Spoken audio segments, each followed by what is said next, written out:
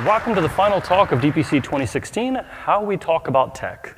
Now, I've got you for a full hour, and I intend to make every moment of it count. However, before we begin real quick, I would like to go ahead and say a quick thanks to DPC for having me in the first place. This is their 10th year anniversary, and as Matthias said, it's a really special conference for me. It was the first conference I ever attended. It was the first contact I really had with the community. It was the first place I spoke, the first conference I helped organize. So it really, really means a lot to me that they invited me here today, and I would like to give them a round of applause for putting on a great conference this year. So I really, really appreciate it.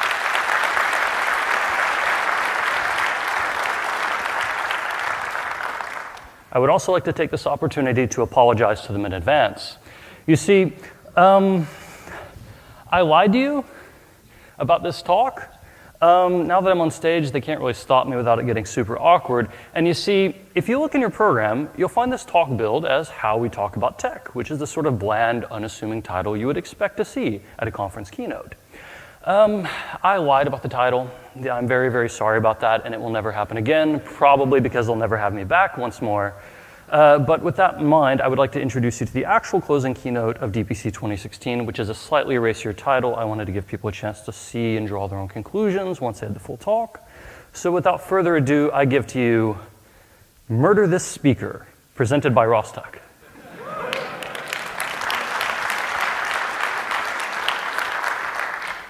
Now, I may have lied to the organizers, but I did not lie to you. We will in fact be talking about how we talk about tech. We're just going to do it with a slightly different bent than you might expect, so please bear with me for a little while. But before we talk about talking about tech, we should probably first talk about who we're talking about tech to. Right. So this is really a question of identity, right? How do developers identify themselves to other developers that they meet? It usually goes something like, well, I'm a web developer, I work in PHP, I use Framework X, maybe I'm specific enough to say a particular version, and this is pretty much our identity, right? This is what's on our business card, on our job titles, this is how we introduce ourselves, this is like sort of who we are. And I call this the box model because the goal is to find the most specific box you can in a hierarchy and fit somebody into it to make it easy to communicate, easy to understand, and make your skills easy to bring into a project. I'm pretty much convinced that this is the devil. Now, the reason I think this is basically what the famous Danish philosopher said, Kierkegaard. He says, if you label me, you negate me. And I don't just mean put an exclamation mark in front of you. I mean that you take away everything that actually matters about you as an individual or as a person. You have a wealth of experience. You have particular insights. You have particular unique relationships beyond just, I'm a Framework X developer, right? And we discard all of that purely so we can fit you into a particular box that kind of strips away your individualism purely because it's useful. Now, you can't complain about something like that without actually proposing an alternative, right? Because we just don't work that way. So I would propose instead that we use something like a network graph or a force directed graph model. And it goes something like this. I refresh this thing because I use dynamic JavaScript slides, which is always a mistake. I, as a developer, have a relationship with a concept, in this case, PHP. All right? But I also have relationships with other concepts, for example, JavaScript. And it's not enough to just say that this is like a line between two nodes on a graph. These relationships are just as important as the nodes themselves, right? There's a wealth of experience here. I'm an expert in this. I take inspiration from this. I worked with this at the beginning of my career, right? These are really deep, rich relationships, and they're just as important as anything else you see. Now, in reality, you're probably going to have a lot different types of relationships because web development in general is a lot broader than it is deeper, and you're probably not going to just have even this many. You're going to have like an entire galaxy of relationships and skill sets and everything you do, and these are unique to every individual person. But let's keep it simple. Okay? Now, one thing I really like about this model that's kind of unique to it is that it makes it easy to see second-degree relationships. In other words, I, as a PHP developer, usually have no relationship or no real concept of C++, except for what I've kind of heard in the community. So in this case, I take on the biases and the information that the PHP community has in regards to C++, which are kind of unique to us. For example, that C++ is not developer-friendly, that it is extremely fast and suitable for lower-level infrastructure. But if I were coming from a different source, say the language Rust, I would probably have a different set of biases from these. And in fact, you'll probably have multiple things you learn from that all inform your biases on a particular subject. But these second-degree relationships, you can sort of say that this is like a lens that I'm looking through. PHP is a lens. It's a colored lens, and it changes how I see C++.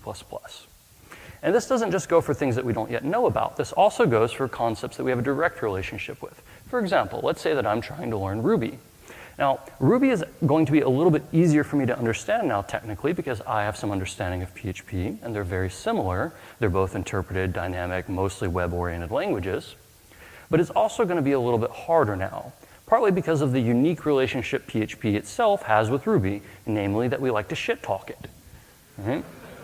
So this relationship is actually, like, this framing has changed a lot about how we deal with Ruby. It is conversely easier to learn on a technical level, but I'm also less likely to learn it because I can already do things on the web and because a bunch of other people tell me that they're all jerks. Okay?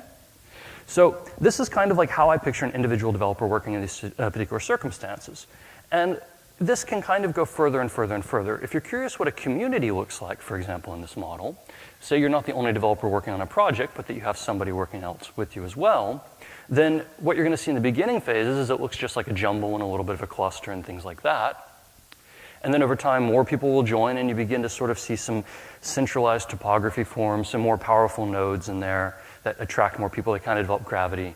And then over time, you get more and more and more and more people sort of clustered in unique topographies. And you see bleed over between these things. For example, the JavaScript community is kind of in between these, but the relationships are unique, and each person has a unique understanding therein.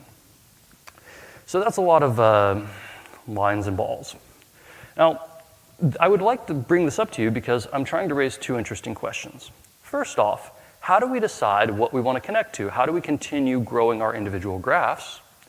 And why do these communities separate in the first place? Or to restate them in more practical terms, which things should I learn? And why can't we all just get along? I would like to explain both of these things by introducing you to the concept of a value system, which is something you already have, even if you don't necessarily know it. Now, an individual value is something that you consider important. It's not an actual thing like I consider my stuffed elephant my most important possession, but it's an abstract concept like freedom of speech, freedom of religion, my identity as a PHP programmer, that I want to write good code, that I want to be happy in my life, that I love individual people, right? These are things that you consider important. They're your values. And a value system is essentially a priority of values, that you can't have all these things, they can't all be equally important to you at once, so you make kind of a ranking, right, that shows like this is important to me and that's important to me in this particular order. Now, all people have value systems. This is just part of how the human brain works. But I want to suggest that projects have values too. Technical projects have values. All right? Just for an example here. What's more important on your project? New features or backwards compatibility? There's no right or wrong answer on this. It depends on your project. It depends on you. It's unique to your circumstance, right? It's one of these things you consider more important than another. CPU speed versus developer productivity when you're choosing a language. Upfront cost versus long-term support. And these things are not just like, I choose this or that, or I choose you, Pikachu. These are like trade-offs, right? It's like a slider. I get a little bit more of this thing by giving up a little bit more of that thing, right? And even that's kind of a simplistic model for some values. You're probably familiar with the good, fast, cheap triangle, in which you can have two of these, hopefully, but never three.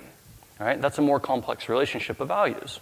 And in an average project, you're going to be trying to juggle this versus that versus that versus this versus that. And then, like, in this scenario, I wouldn't even know how to begin creating a value system for this, or even what the axes are, or even what kind of shape I could represent this as. It's probably like some sort of fourth-dimensional Klein bottle, for God's sake.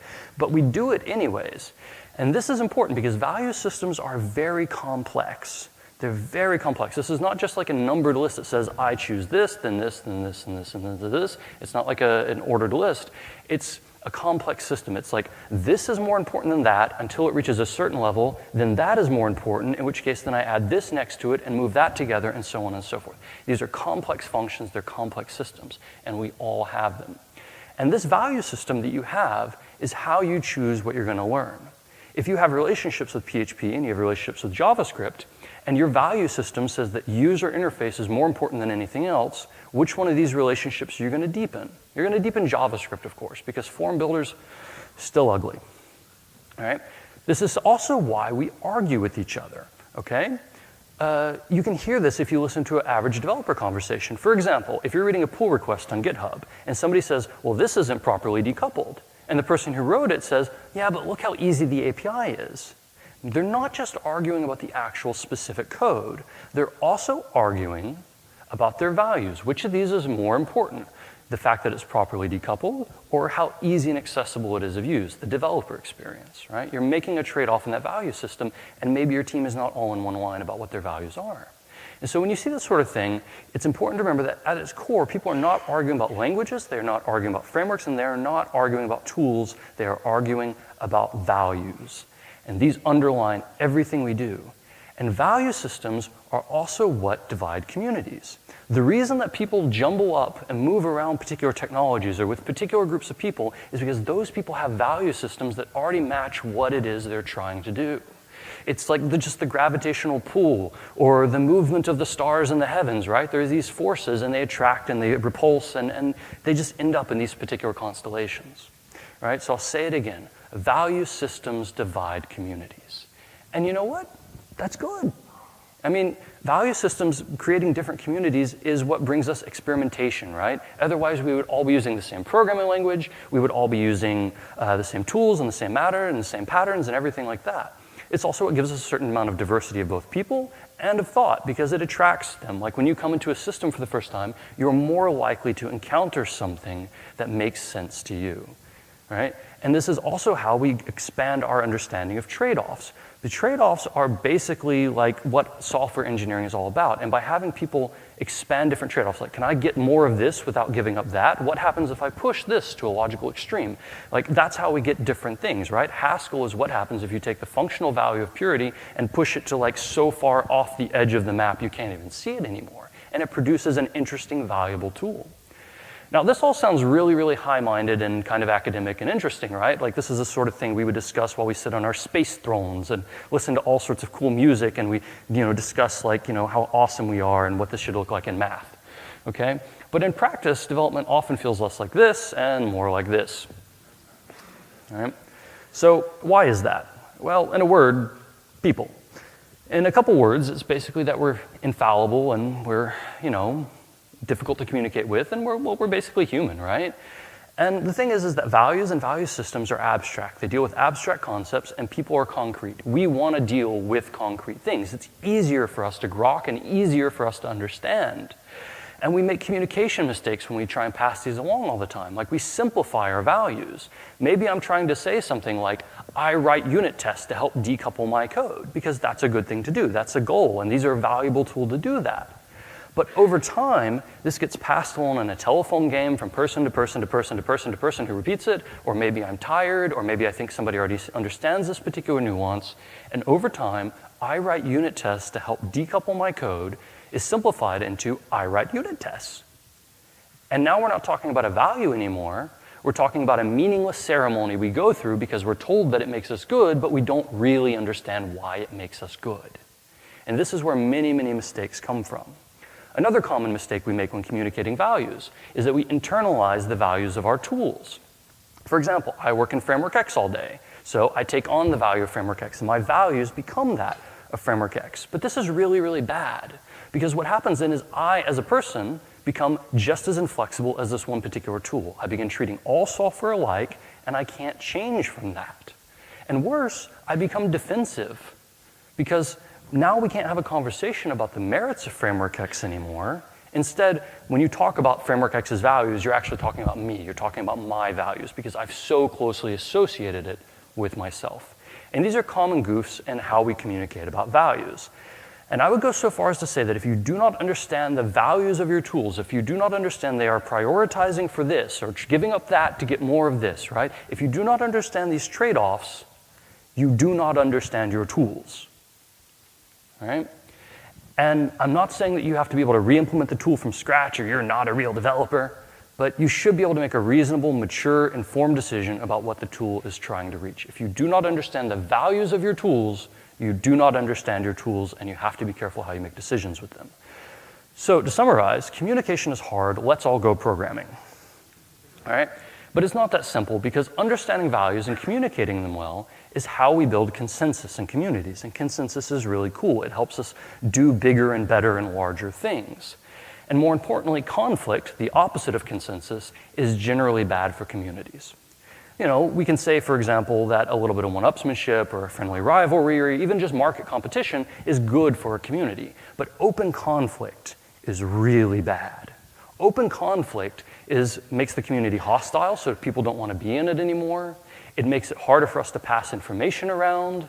It makes it just less likely to work with anybody individually.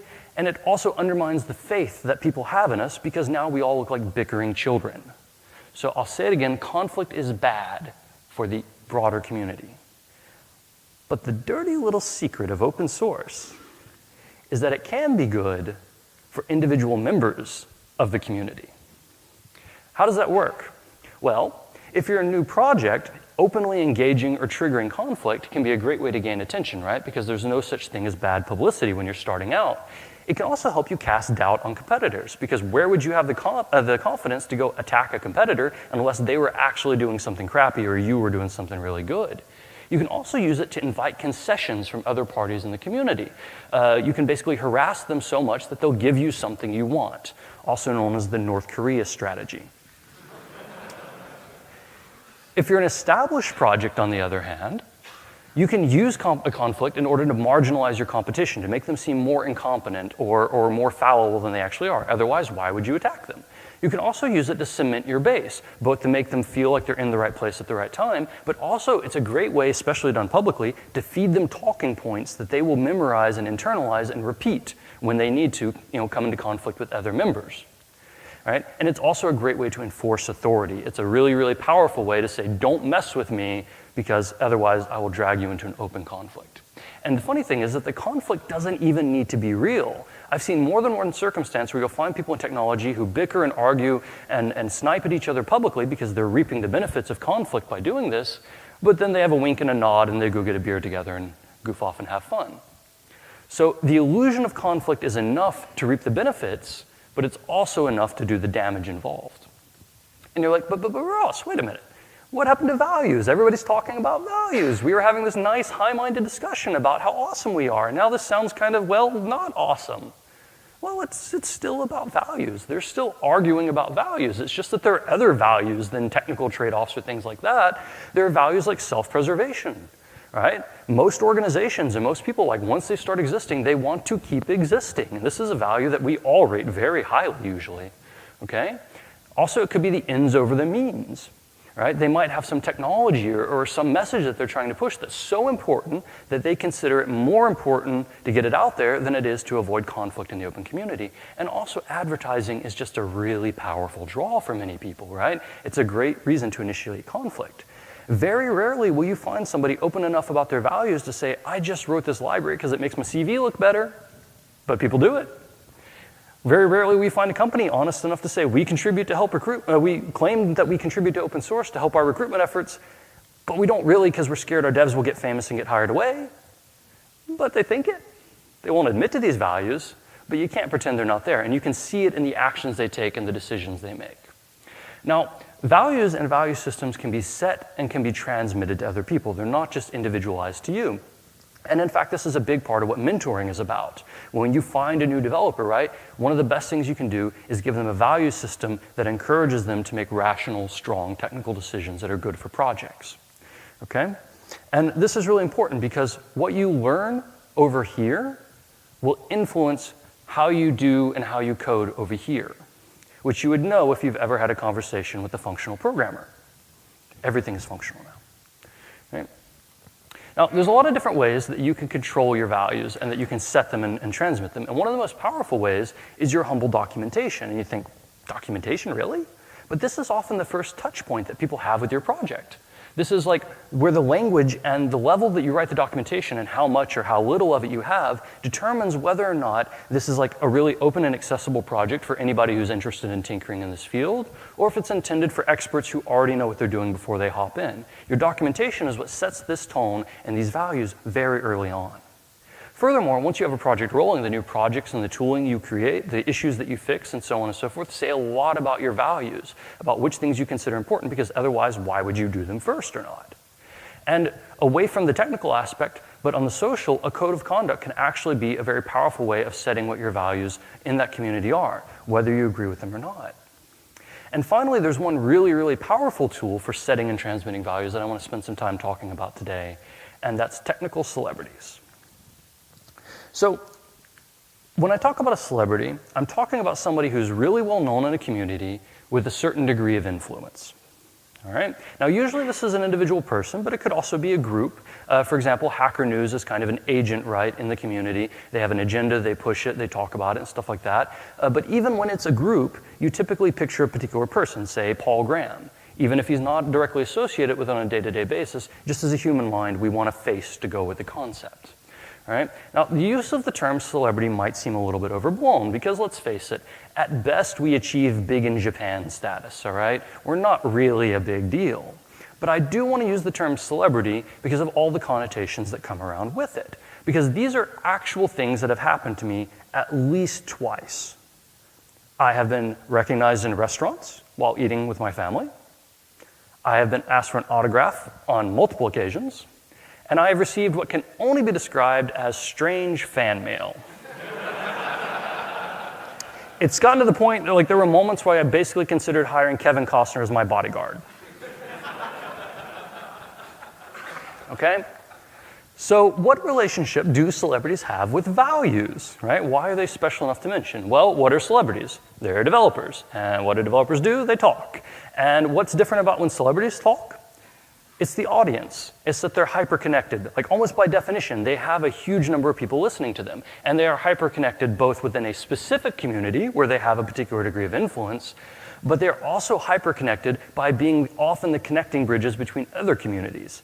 And that might sound like a little bit of a strange thing, right? Because, like, why would celebrities be the bridge here? But there's two big reasons about this. First, somebody can become big enough in one community that you've tangibly heard of them, like through that second-degree connection mechanism. Like, how many Python developers are there here?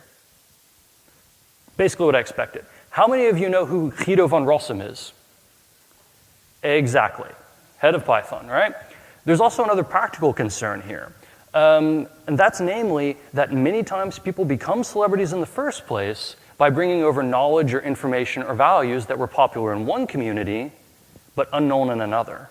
And when they bring it, people associate that value with them, they become important teachers, and that's often how they become celebrities in the first place.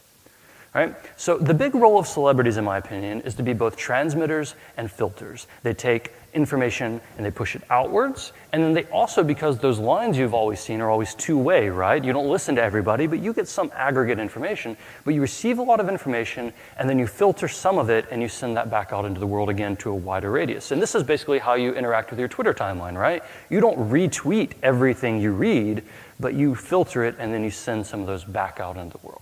So basically, celebrities, big puffed up Twitter timelines, but you probably already knew that. All right? So the value of celebrities is that they are heuristics. They are shortcuts. They are really powerful ways to find out about things that are useful so that you don't have to comb through every new packages thing. They are useful for knowing which speakers are good, what conferences to go to, right? They're just a shortcut to figuring these things out yourself. And this, as it turns out, is a very, very vital role in the community because the communities are big. Like, depending on which estimates you believe, there are like more than 2 million PHP programmers in the world. How am I possibly going to keep tabs on all of them? So having celebrities that can do that is very valuable because they spread insights, they motivate contributors, they build tools, they do R&D, and they help us tell stories about the movements of all these large groups. They help create these stories because that's how human minds work. We want stories with villains and heroes and antagonists and events and climaxes. We want these stories, and they help us create them. They help us tell them to each other by associating particular things with them. And that's really where celebrities derive their power from. They represent something. They give us something, they tell us something. They have these followings because they appeal to something that you already wanted or didn't know you wanted, but you did all along, right? To paraphrase Voltaire, if DHH did not exist, it would be necessary to invent him because he appeals to people. He gives them something they already want. And I don't want to necessarily make everything about the Brexit, but you kind of get where I'm coming from. All right, so celebrities are born from the community, but eventually they begin to set the community because they're such powerful transmitters and such powerful filters. And in general, this is a really tough job. Not even looking at like the personal cost of this, but just the artifacts of what you see from that process. The average conference talk you saw at this conference probably took 40 to 120 hours to create. It's a lot of work. If you attend a user group, the lowball estimate I've been able to assemble is that it's about 5 hours per meeting per organizer. So if you've got 4 organizers, which is not uncommon, you're talking about 240 hours of work a year. And I think that's low. If you're maintaining a library, it varies enormously depending on the library, the audience, etc. But at least one open source contributor I talked to said it took them 15 to 20 hours a week for most of a year. I don't know about any of you, but I cannot devote 20 hours per week to barely keeping down my job, let alone anything else. Right? This is a huge amount of cost. In exchange for this, what do we offer them? Our respect, Twitter follows, speaking slots, way too much beer, a tour of fine international airports, airline food, insomnia and jet lag, unsolicited support requests, a nagging, ever-present fear of online harassment, more airline food, unsolicited work and extra tasks, and more airline food. Ew. Right? So if you're thinking at this point that basically tech celebrity basically means tech saint, you're probably not far off, because these people, I don't know how the hell they put up with it, because I sure can't anymore, right? So this is like a lot of work and a lot of investment, and basically most of these people do it for very little reward. The majority of people in the community are really, really awesome. What I want to talk about briefly is a certain segment where that's not the entire story, where the narrative goes a little bit further, and it's less about heroes and villains and a little bit more about a spectrum with some nuance. So keep that in mind as we go forward. All right? Because the thing about all this is that it does reward you with something more than shitty airline food. It also offers you fame. And fame, as it turns out, is a really useful property because it can be turned into almost anything. And when I say almost anything, I'm talking about something like job offers, because you're very visible, you're very present. That network you have offers something to people, right? But you could also use it to maybe get recruitment kickbacks. You refer somebody to a company, they get hired, and you get something under the table for that, right?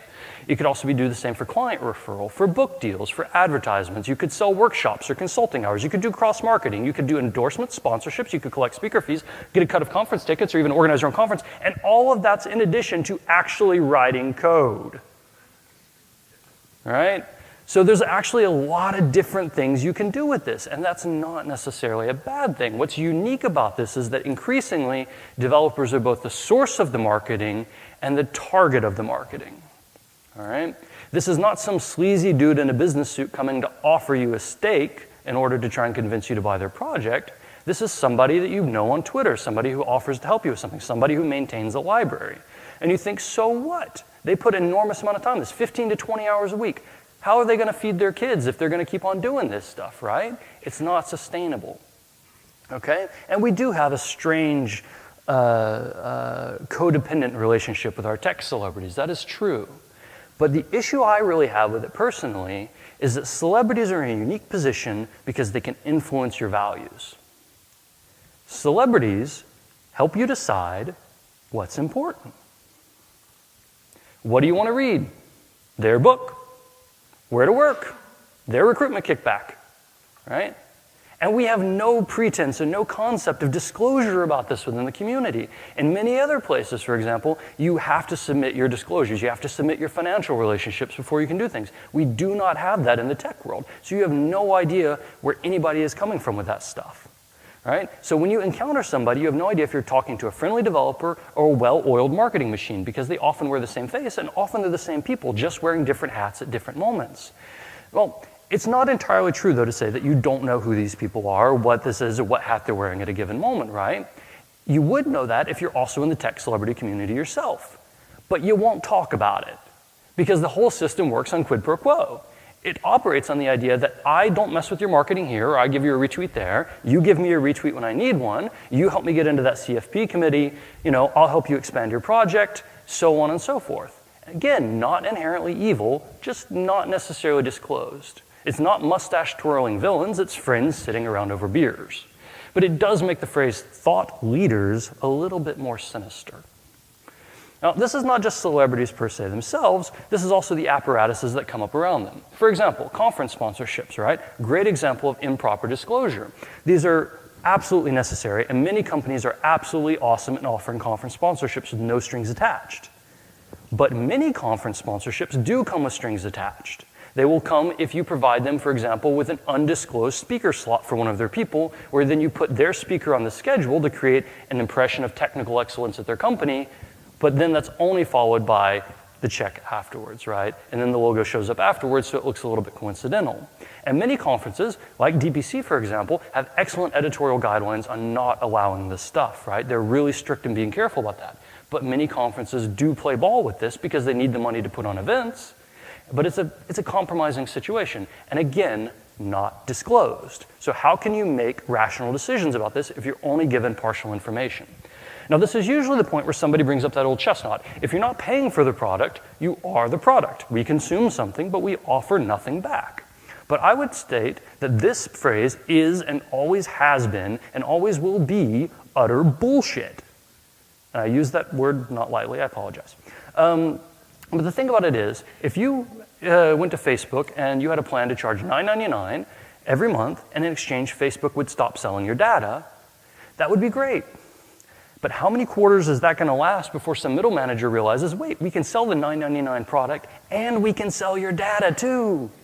All we've done is increase their revenue streams. Win-win for everybody, right? It's not as simple as if we just give them a revenue stream that these things will balance out. And even if you don't care about money, there's certainly a concentration of power element that's going on here, for example. Because you're hyper-connected in these communities, you can control kind of what happens and what people see and what they find acceptable within these communities. But you can also control how those communities are seen externally. Like, how many of you have been to a conference that wasn't about PHP? Right? How many of you got shit for being a PHP developer at that conference?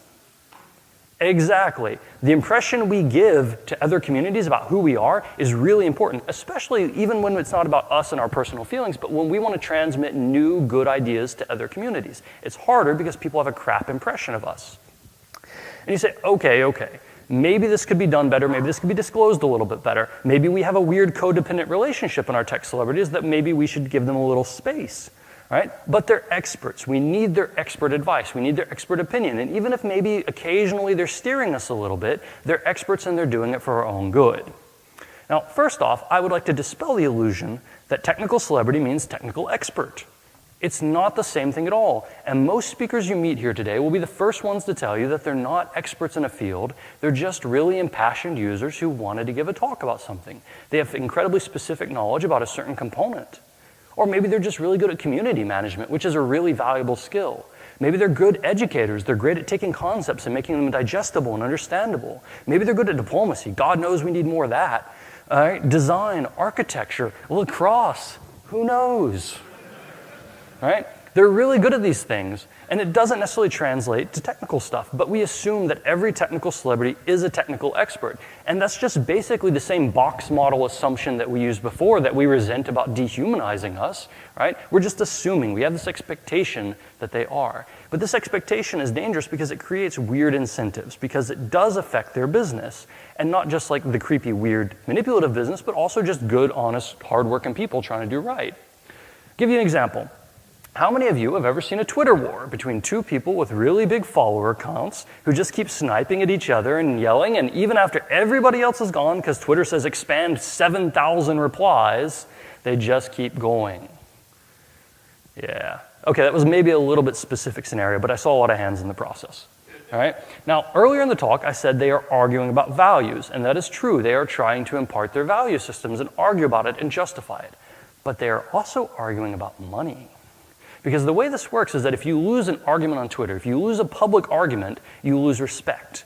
And if you lose respect, you lose fame. And if you lose fame, you can't convert it into money anymore. Even if that's what you're trying to do in the first place, it has an impact on your bottom line. And this weird, perverse mixture of expectations and pride and fear and maybe a little bit of greed create a worse community that we all have to live in. All right? And even if you want no part of this whatsoever, you're expected to fight. Because people will send you, they will tag you issues on GitHub, they will bring you into Twitter conversations you have no interest in. You'll have people just DM you links because they want you to weigh in on something, or they just want to put you in a box and watch you fight because it entertains them. Like, this is an actual thing that happens over and over again, and it's creepy and weird and poisonous. And it's gotten to the point where many celebrities will not even publicly accept advice. Even if it's a field that they're not related in or they're not invested in or something like that, they will not accept advice publicly or they'll pretend they already knew something because they don't want to damage their reputation. They don't want people harassing them, either because it lowers their market value or because they just don't want to get a bunch of lazy crap hate mail about why are you asking this because everybody knows that, right? It's weird. And this stuff messes with your head. Because technical celebrities are a subculture in and of themselves. They go to the same conferences, they hang out on the same IRC channels, they work on the same projects, they drink the same beer, right? They're a subculture in and of themselves because they have unique issues that they want to share about. But the problem with being a subculture is that it normalizes the abnormal aspects of this stuff, right? Weird things become normal to you. 12-hour flights, awful airline food, how to get the most out of your travel savings account stuff, you know? What to do when your Twitter followers stagnate, right? It's just weird stuff that most human beings don't think about, but it becomes normal when you're a technical celebrity and you don't think about it anymore, right? And one of the biggest ways about this is respect.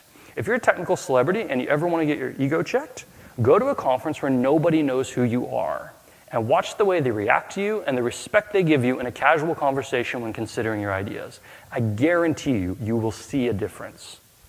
Okay? And even if you stay out of the technical celebrity subculture entirely in the first place, it's still going to mess with your head.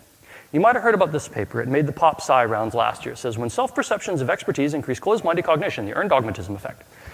Don't worry, I'll have show notes afterwards. You can go read the paper later, right? But this is a team in the US documenting what they call the earned dogmatism effect. And it's a really interesting, sneaky experiment. What they did was they brought people in and they gave them a personality test. And then they gave them a test where they basically faked the scores on it. They took a test about political issues, and then they lied to them about how well they did on it, and then they gave them a personality test again. And what they found was that basically across the board, feeling like an expert, getting an excessively high score, makes you more closed-minded, which is weird. Most psychological models think you feel safe and secure, so you become more open-minded, but you get more closed-minded, and you become more dogmatic because you feel you've earned the right to become more dogmatic. And the scary thing about this stuff is that it doesn't even trigger when you are an expert, you just have to feel like an expert. And dogmatic experts are dangerous because of that same reach. They hold large portions of the back of the community, right? It's not just about them, it's about the impact that they have in a broader sense. But let's assume that you're dealing with a technical celebrity who is an expert, okay? Because just because somebody speaks well doesn't mean they're a crappy engineer. It doesn't mean that they're all style and no substance, right? Because there are really awesome speakers out there who are really deep in their field. But let's assume they are an expert. How much is that worth in terms of what you give them? Well, a fellow named Philip Tetlock had the same idea, and he conducted a really interesting study where over the course of about 20 years, he followed almost 300 experts as they made predictions about future events. And over time, he collected something like 80,000 plus predictions from them, and he rated them all for accuracy and analyzed the experts he gathered them from. This is like, you know, the gold standard of studies for this type of thing. And what he was interested in doing was comparing the accuracy of predictions from experts versus layperson versus just random. And he found that there are two types of experts. There are foxes and there are hedgehogs.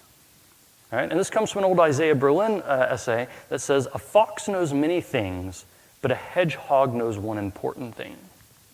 And what this basically means is that hedgehogs specialize. They have one particular model that they view the world, like one big issue that they understand everything through, and that's their tool for understanding the world. They have a very deep, powerful knowledge of that. And foxes, on the other hand, sample. They don't necessarily have deep knowledge in any field, but they pull lots of little things together. They assemble, they scrape. They're kind of cunning. They have tricks of the trade, and they're very good at using those and aggregating that information. Right? Now, the way it basically breaks down in accuracy is that hedgehogs get some amazing points. They are the only ones who can see like these rare black swan events of this country will collapse on this date because of this issue at this time, right? These are like actual issues he grilled them on. And hedgehogs get some amazingly, just amazing predictions. But this is weighed out by the fact that they are basically wrong all of the other time. Like, they're wrong a lot. And any good you would get from listening to their accurate predictions are basically outweighed by the fact that you're wrong the rest of the time. And worse, they don't learn from it, like, at all. Almost every hedgehog expert interviewed would simply give an excuse. I was almost right, or I erred on the side of caution, or, not all the facts were known at the time, or something like that. None of them learned from it. Now, foxes, on the other hand, are more accurate. turns out that they're actually pretty good at predicting. They're not good at seeing black swan events always, and they sometimes are a little prone to confusion, but in general, they are more accurate, and you can actually make use of their information. They're also more willing to revisit it when they're informed that they got it wrong. However, the number of them who were willing to revisit it was something like 19%. 19. And that's the high number. That is a depressingly low statistic, right? However, both groups scored poorly compared to another important metric, specifically random chance. In other words, it was literally more accurate and more reliable to hang a dartboard on the wall, post it evenly with the different possible outcomes, and throw a dart at it. This was more accurate than laypersons who were just pretty much as accurate as experts, but this was the most accurate method of obtaining reliable data from a single source. Now, keep in mind, Tetlock is studying forecasting versus implementation, and there is some difference. We often rely on technical experts for implementation advice, not necessarily forecasting. And I would argue that this is probably why your most successful team leads are good at delaying things as long as possible, because it reduces the amount of forecasting they have to do. They defer technical decisions till it's not a forecast, it's a certainty. But I think at the same time, any really good technical lead will tell you that their job involves a lot more forecasting and prediction than they feel comfortable admitting. Yeah. All right? So at the end of the day, if you are dealing with a technical celebrity who is an honest-to-God expert and you are asking them about future events, what is that advice actually worth? Well, if you're Amazon, about $4 plus shipping.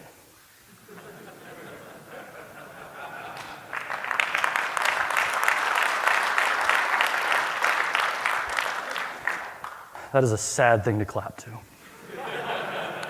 Right? Now, what Tetlock did find is actually effective is aggregating opinions, drawing information from lots and lots of different sources and combining it into one overview of situation.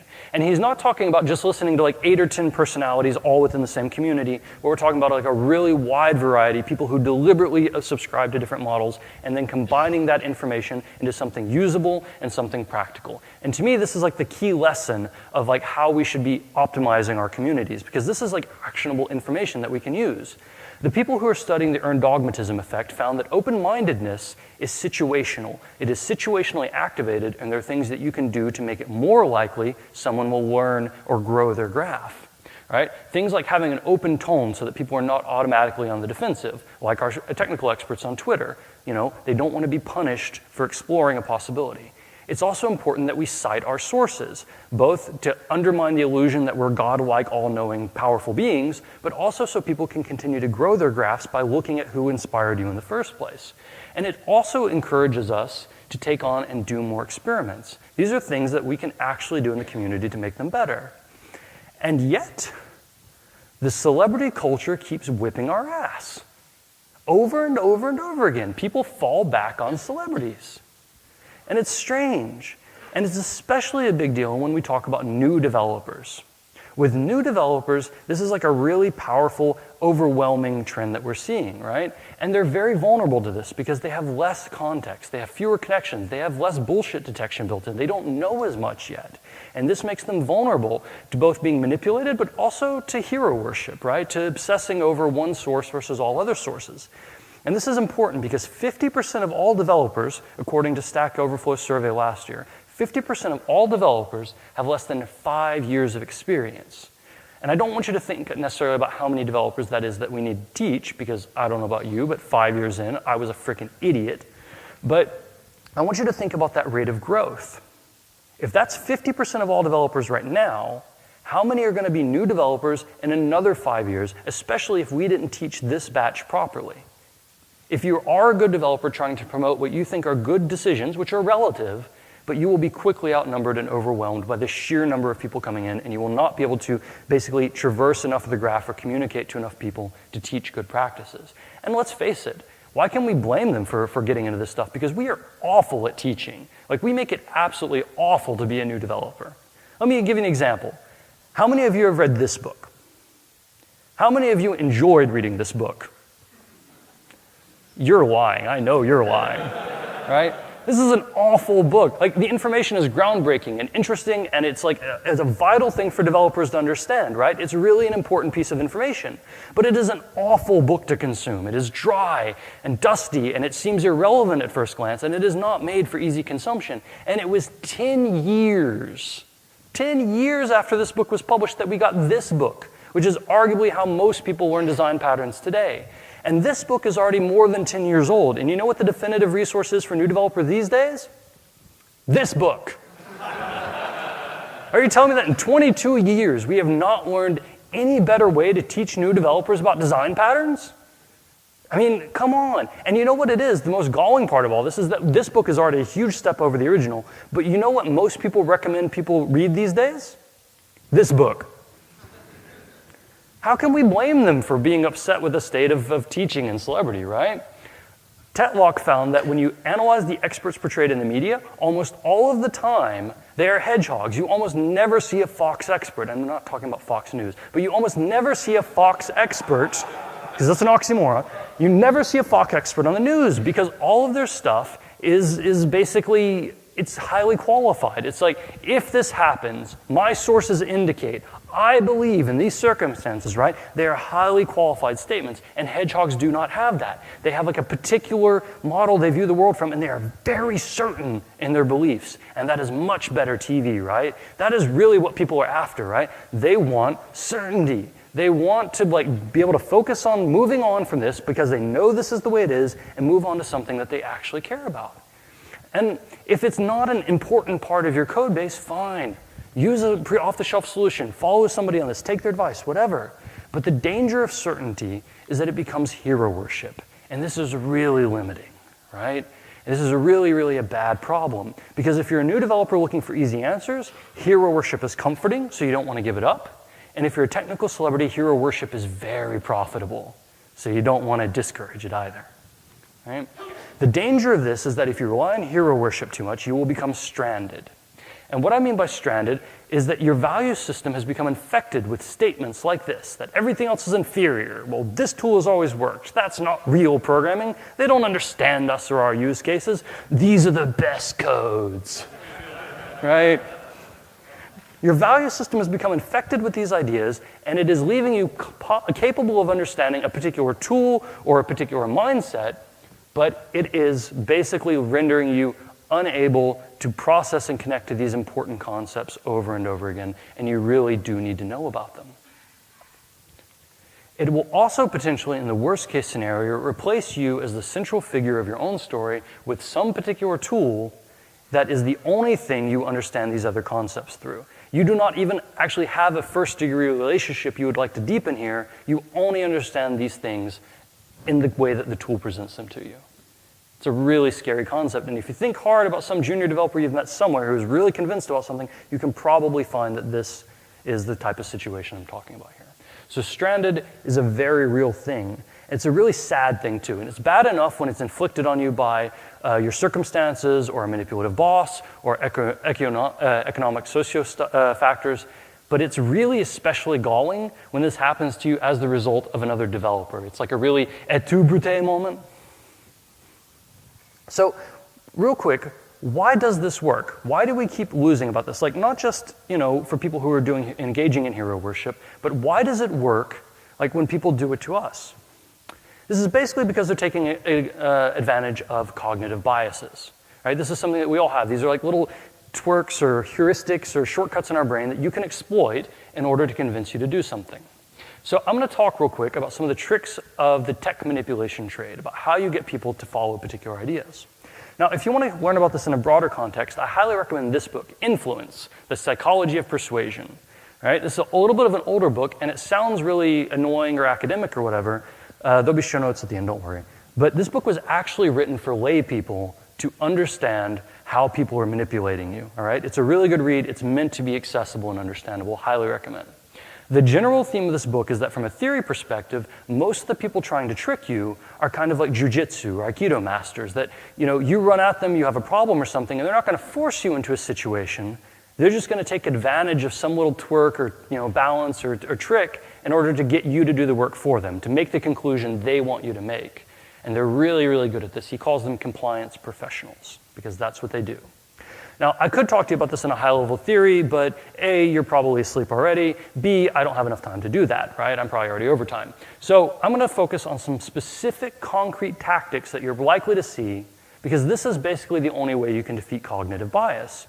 You can recognize it, you can understand it, and then you can try and compensate for it. This is the only way to do it, but it starts with recognition. So here's a few examples, just some stuff off the top of my head.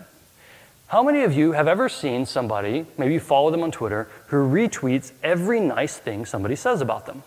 Like, I don't mean like, they retweet like an especially nice compliment or, a good point somebody's made, but when they got off stage somewhere because they retweet every nice thing somebody said about them. All right? What this is basically establishing something called social proof. Whether you realize it or not, your brain is seeing this stuff and then realizing that, oh, well, all these other people saw this, they liked it, they can't be wrong, this person must be awesome. It's like a really low-level lizard brain technique that you probably don't even realize is working, but it does work. It works really well. There's a lot of science behind this, okay? So social proof is something that developers use a lot on other developers, especially because we're so connected these days. Beyond that, another tactic you often see used is mystical knowledge. And that is the idea that maybe you've read the same books I have, maybe you've got the same experience, maybe you've worked with this, but I know something you don't know. I have secret knowledge. I have climbed the hill. I have gone to the temple. I have spoken with the founders of this thing, and they have imparted unto me their wisdom. And this secret knowledge will change everything about the way you see the world. Everything. And it too can be yours for the low, low price of my consulting workshop /book/consulting hours. Right? The thing about mystical knowledge that's really, really sneaky is it's actually kind of a two-pronged attack. There's the obvious idea that there's more to an issue that you haven't learned yet and that this person can teach you. But it's also really nasty because it undermines other people's experiences. When they pretend to have mystical knowledge, they are actually acting like they're on a higher plane, that they know something more, and it undercuts the other people who have comparable knowledge or can add to a conversation. And maybe that's not necessarily the intent when people engage in it, but it is definitely the effect it has on a broader group of people. Another classic one, this is like one politicians have been engaging in from the beginning of time, is creating wedge issues. The way this works is you find something people already really, really care about, and then you make it the most important issue there is. That every single decision, every other choice you can make is less important than this one, and therefore you should vote on this issue specifically.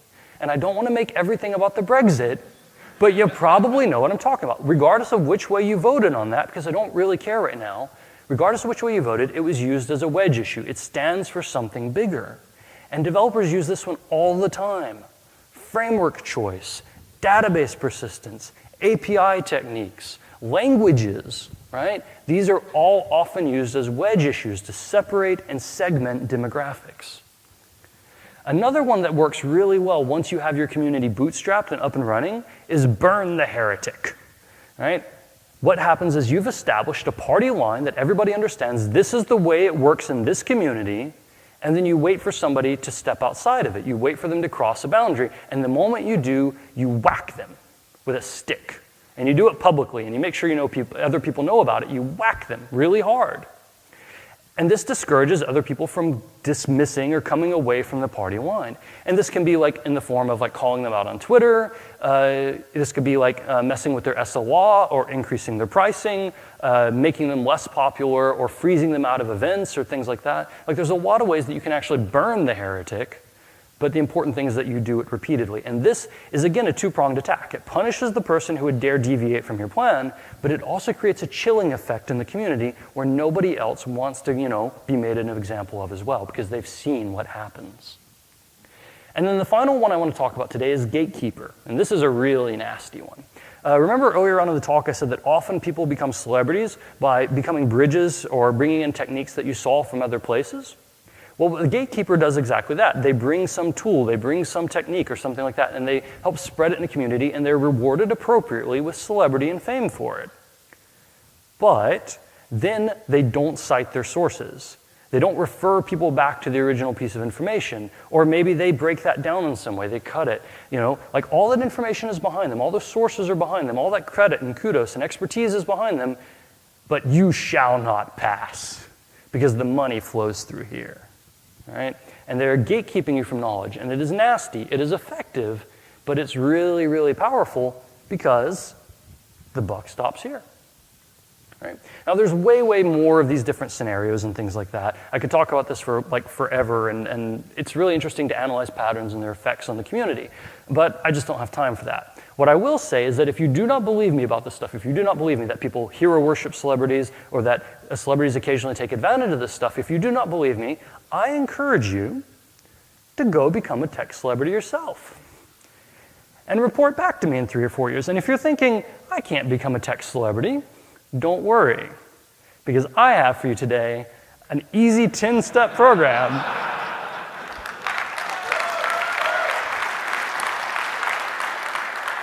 to become a tech celebrity. I'm going to go the speaker route on this one because I think it's the easiest, actually. Step 1, research. You're going to go to Twitter, and you're going to find topics that people are interested in, but nobody's talked about at a conference yet. Stuff that they're thinking about doing that maybe people are on the verge of submitting for, but they haven't done it yet. And you're going to cross-reference this against the last 3 years of conference talks in your region, because this stuff is cyclical. Like, there was a couple years where everybody had to have a rest talk, and then went away, and then it came back, right? So you want 3 years of research on this, and find topics that have not yet hit the conference circuit.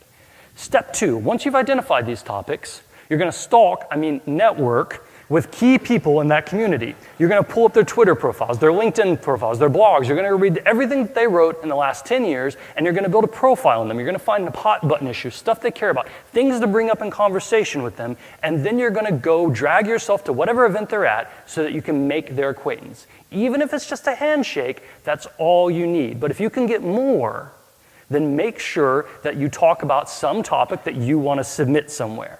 Okay? You want them to associate you with that topic. And it's really vital because in step 3, you're going to get accepted to a conference. And you're not going to get accepted to any conference. You're going to get accepted to the conferences that those people have relationships with, where they spoke previously, where they're on the CFP committees, where they organize, where they work for the companies behind it. You're going to go meet them, and you're going to submit the topics that you talked about with them, because they're going to associate you with it.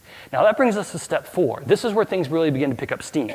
Right? You're going to actually do the talk, but you can't just do any talk. You have to do a perfect talk. You have to do like a talk that's going to blow people's minds, right? So I recommend you block off probably every night and every weekend for a period of about 2.5 months so that you've got time to research and rehearse and nail it down perfectly. It's not enough to have a good talk. It has to be a show, right? You really want like a really good talk here. Right? Because what you're going to do after you give that talk and you've got 5-star joined-in ratings across the board is you're going to get accepted again. But you're not going to get accepted again just anywhere. No, you're going to use the same pattern you did. And this time you're going to include that you were accepted, that you spoke at this conference, link the video, bring in your joined-in ratings, put it in the abstract stuff, make sure people know about that. Because the first conference is really hard. The second is also hard, but it's a little bit easier. But the third one is where things really kick off. Once you've spoken at 3 conferences, you are in like Flynn. Right? So once you've got those 3 conferences under your belt, you're going to start doing step 6, which is the tour, which is now you're going to start spamming every CFP everywhere in the world. It doesn't matter if it's 50 people in a barn. You're going to go talk at that conference, and you're going to talk about it on Twitter, and you're going to make sure that everybody knows about it, okay? You're going to go everywhere. Okay? And this tour is going to keep snowballing over and over and over again, and you're just going to be on the circuit. And the circuit is a lot like a treadmill, because once you jump on and you start running, if you stop for a minute, you're going to get thrown off, and you're going to have to climb on again, okay? So you got to keep running no matter what. Just keep going. You're probably going to have to block off something like every vacation day you have for the next 2 years and every sick day to go with it, probably, again, about 2 months like of actual time for all these different conferences. You want to make about probably 15 to 20 a year, at least. But it's worth it. Your kids are going to miss you, but this is how you're going to put them through college.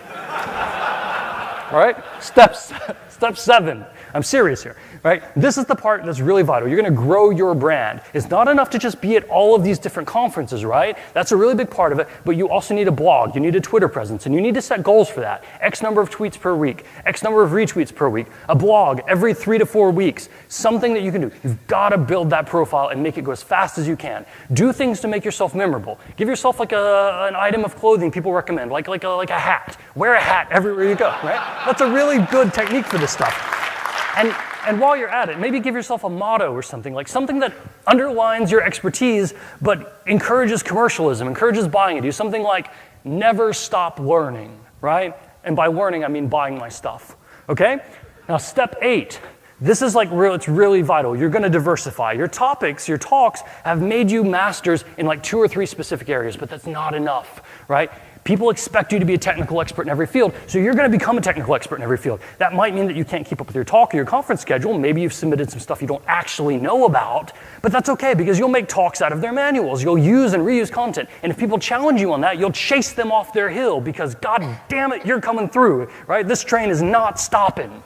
All right? And this brings us to step 9. At this point where they really, really care about you, right? They love your content. They love you. This is the moment that you strike, that you seize opportunity. They don't care necessarily about the tech anymore. They care about you. And it's not enough to just do this stuff, right? They don't want to just have photographs with you, right? They want autographed photographs. And those autograph photographs are awesome because not only can you like actually give them to people at conferences, but you can monetize them as well, right? For just $4.99, you can have an autographed Ross Tuck headshot. Enjoy. It's awesome, right? These headshots are amazing. You want one. You know you want one. They're incredible. They're going to unlock the power within. And you know what's better than Ross Tuck headshot? It's a Ross Tuck poster. You can hang it in your bedroom and in your bathroom. That was anticlimactic, right? And now that you're actually buying it a Ross Tuck poster and stuff like that, you can buy Ross Tuck the book, right? This no-nonsense, low-fat, decaf, gluten-free, just the essentials, bare-bones book is going to give you everything you need to make the community work for you. It's incredible. This 18-page document, you can buy it for just $14.99. That's less than $1 per page. It's incredible. What kind of deal would you not love from this, right?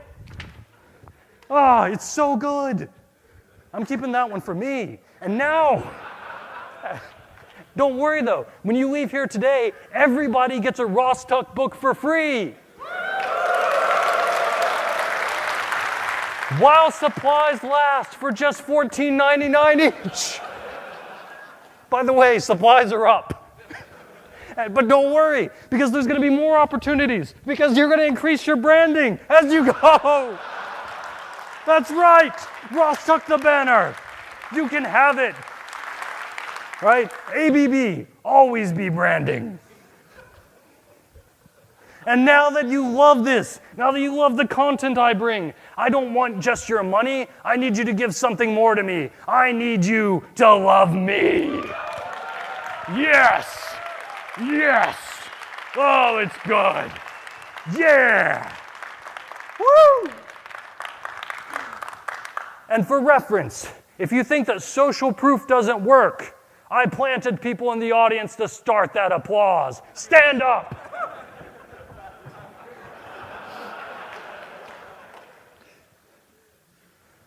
Whew. Good God, that thing is disgusting.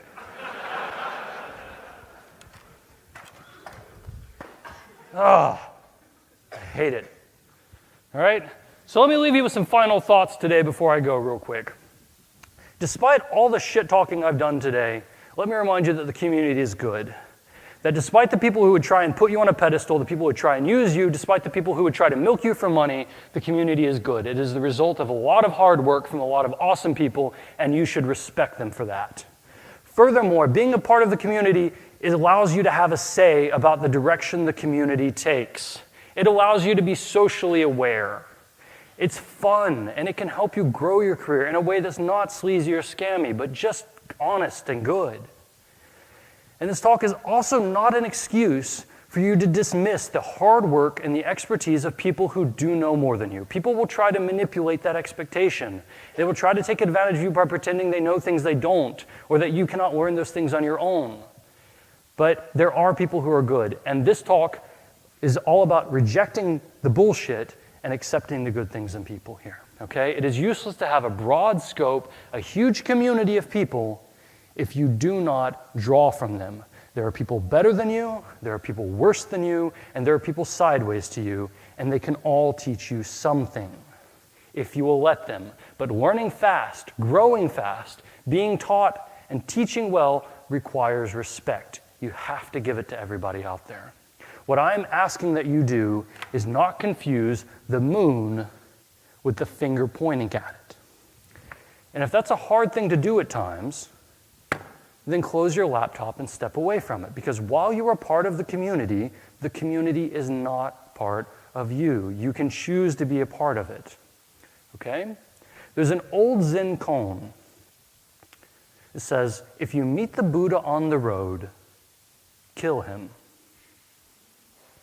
A lot of old Zen koans are very violent, but there's a point there. There's a message. It says that the moment that you put somebody in a position higher than you, the moment you stunt your growth, the moment you start relying on them or put them in a position they don't want to be on.